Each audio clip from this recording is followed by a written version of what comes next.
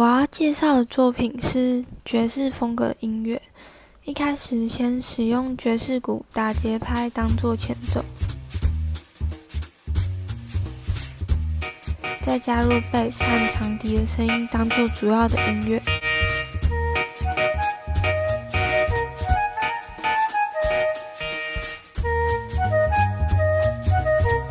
之后再加入钢琴声，让音乐更有变化。最后再借由大叫的声音带入音乐的稳重，再逐渐把声音渐弱，借由声音的变化让整首歌变得慵懒而有趣。